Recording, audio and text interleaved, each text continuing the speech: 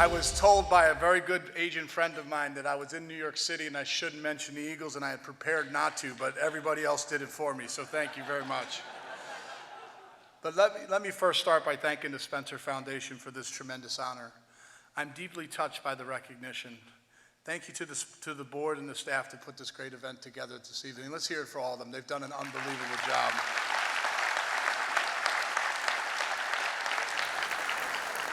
My friend Dave Eslick, great speech, motivational, and clearly setting the right tone for why we need to support this amazing organization. For the Spencer Scholars we saw tonight, inspiring. They are the future of the industry, and clearly the future looks very bright. Travelers is lucky to employ over 13 Spencer Scholars, and clearly we'd like to employ more. So please give us your cards. We're open for business tonight. I'd also like to take a moment to thank my family for being here tonight as I receive this honor. In the audience is my beautiful wife and partner of over 32 years, Patricia. Three of our four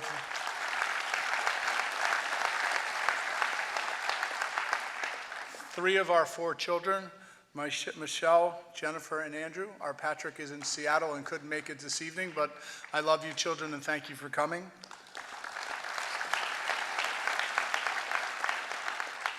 My sister Alicia, who just celebrated her 50th birthday party, who we surprised incredibly the other night, and my brother Tim. Love you both and thank you for being here with us. And last but not least, Travelers believes in the mission of the Spencer Education Foundation and is happy to support it. Specifically, I'd like to thank Travelers for the generous support of tonight's event, and also to thank my Travelers family for putting this all together.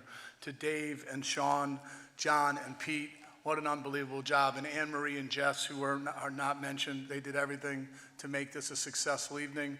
And I'd like to thank Alan, our CEO, for supporting it, and Brian McLean for coming out of retirement to be here tonight and actually having something nice to say about me, Brian. I really appreciate it. And last but not least, I'd like to thank my agent partners who've come out and have joined me on the journey. David talked about the fact that I'm sure we've raised over $1 million, and I think you should all give yourself a round of applause for doing that.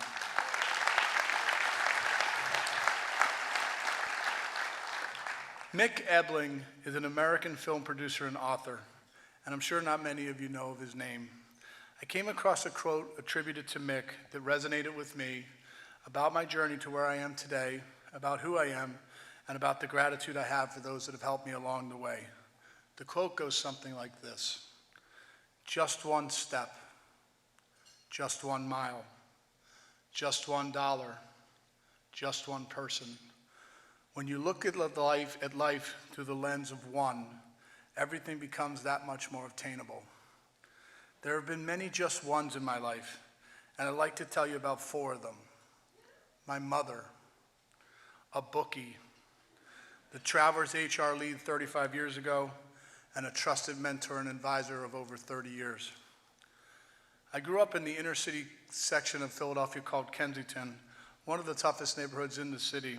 It's a place where you want to be from, but not stay.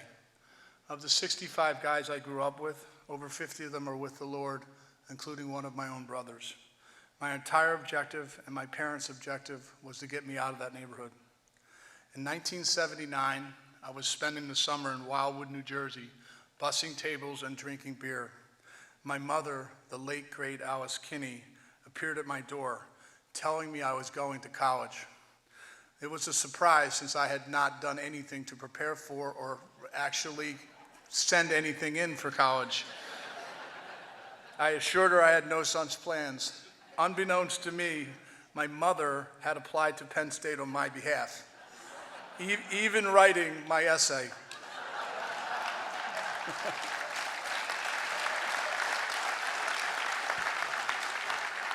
She clearly did not want me to waste my potential. My mother got me accepted. Let me restate, my mother got accepted to Penn State. I got to go. I wasn't planning on going to college, and my mother was heartbroken as we stood on the steps of this beach house going back and forth in negotiation. My mother finally resorted to her last chance. She bribed me. She said, "I'll buy you a case of beer if you get on the bus." I would have followed a case of beer anywhere in 1979. Just one case of beer, just one step. Before graduating Penn State, I had interviewed with Travelers Insurance, but wasn't offered the job. I headed back to Philly with no money and no job. A few weeks later, I received a call from Travelers asking me if I was still interested and if I could get to Hartford, Connecticut for an interview the next day. It was June 28th, 1983. I didn't have a driver's license. I didn't know how to drive. My parents didn't own a car. The only way I got around in those days was hitchhiking. I didn't have many options, so I went to see my father, who was a disabled former Philadelphia police officer, now working as a bartender. It was 9 o'clock in the morning in Philly, and the bar was full. I'm not making that part up. You could get a shot and a beer for 35 cents. I asked him if I could borrow some money to get to Hartford. The answer came back quickly: "We don't have that kind of money." Sitting next to me at the bar, listening to our conversation, was Johnny the Buddha Hughes, a local bookie. He looked like a bookie. He never seen his feet from his standing position. He carried nothing but $100 bills, and he was always your friend when you were on the losing side of the bet.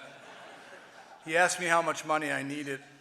I told him I needed about $300 for a round-trip plane ticket to Hartford, Connecticut. The Buddha gave me the money and said if I paid him, he lent me the $300 and told me I had 1 week to pay him back the $300 or I owed him $350. I took the money. I'd never been on a plane in my life. When I landed at Bradley International Airport, I learned that there was no public transportation system in Hartford, and it was a 13-mile ride or walk to the hotel. I tried hitchhiking. If anybody's been to Connecticut, they're not very friendly.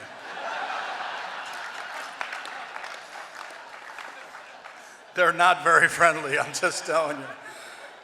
I walked the entire 13 miles, carrying the only suit I owned, which is an Arnold Palmer suit that my mother had bought me at Sears on her already overmaxed credit card, and an Acme shopping bag which contained all my possessions. Just 1 mile. I made it to the interview and asked how I'd be reimbursed for my expenses. It's probably not the first question you should ask at an interview. The woman from HR told me when I got home, "Diane Kurtzman, we need to change the policy because of this." She told me when I get home I would send her my receipts. I didn't have a receipt from the bookie. And in about 2 weeks they would send me a check. As you can see, I had a major problem. How was I going to pay the Buddha back within a week? If I didn't have $350, I didn't have $300, I didn't have $350, and I surely couldn't cover the juice that was going to run up at $350. I went around and around with the woman at the table, basically trying to get her to give me the money without telling her why I needed it. Eventually, I reached the conclusion I had to tell her. I told her I borrowed the money from a bookie. She got up, walked out of the conference room, and left me there. I was looking around like any good inner city boy was, and I tried to figure out what I could steal that was worth $300.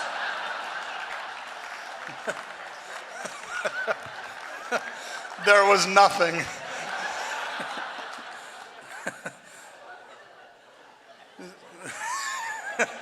I wish I was making it up. Just as my panic was reaching a peak, she returned, accompanied by a gentleman who I thought absolutely certainly was security. It turned out that he was the head of HR. His name was Bill Bannon. It turned out he was from Philadelphia. He asked me, "Son, what part of Philadelphia are you from?" I told him I was from the Kensington section. Here's where Providence stepped into my life that day. Turns out Bill Bannon grew up 2 neighborhoods north in a place called where Father Judge was. Basically, there was someone here from Father Judge before that I ran into. He grew up two neighborhoods north of mine. He looked at me, he looked at the recruiter, and he said, "The kid's not lying. He borrowed the money from a bookie." Give him the money today in cash. Just $1. That day I went through 5 more interviews and ended my day with a senior vice president. He asked me, "Patrick, why should I hire you?" I answered, "Sir, I have no idea what your job is." I have no idea what an underwriter does, and I don't care. You've heard my story. You heard how I got here today. Just hire me, and you'll never regret it. You need to know that this was Chuck Clark, as a legend at the Travelers. He looked at me quizzically. He looked at me quizzically, and he said, "Son, in my 31-year career, no one has ever answered the question that way." I asked him if that was good. In classic Chuck Clark fashion, he looked at me and said, "That depends." That senior vice president was the man for the next 30 years who became a trusted mentor and advisor to me. He did not only mentor me on life or insurance, he mentored me on life, on trying to raise 4 children, on everything there is about learning how to become a man. And in fact, I was honored to give the speech at Chuck's retirement party when he left the Travelers after a distinguished 55-year career. Just one person. There have been many just one persons for me in my life and at Travelers. Those that adopted me and helped me find my way in the early days of my career. You need to know I showed up on the Travelers' doorstep with no money, no place to live, no car, no driver's license, 1 suit, and $10. There were people that taught me how to drive. They gave me clothes. They actually fed me. There were those who taught me about drive and determination. They actually also, the company helped me stop drinking. I haven't had a drink in 28 years because of the people at the company who did that.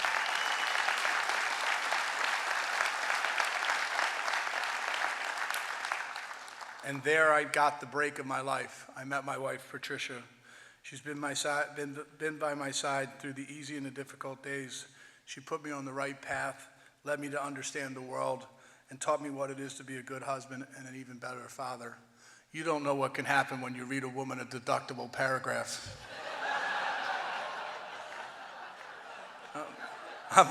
She's an insurance wife. I've met her at the Travelers, so. I'm very humble and lucky about the life I've been fortunate enough to live. Without having taken that just one step my mother wanted me to take, to get on that bus to Penn State, to follow that case of beer, I wouldn't be where I am. Every day I think of my mom. We lost her 7 years ago this month. I think of her all the time. If it wasn't for Mom, I wouldn't be here. So I work hard, I'm grateful, and I give back. I think about what Alice would have wanted. I'm passionate about assuring that there are opportunities for people to improve their lot in life. Mom was always about, no matter what we didn't have, she was always about giving it away to someone else to make sure they had it because they might have been more needier than you. I try to achieve and grow in everything I do, and I believe that you can accomplish anything if you put your mind and heart to it. Education is how I got out of where I was. It was a gift that was given to me, and that is why I'm passionate about it. It provides the ability for people to learn and to grow, to teach and to care.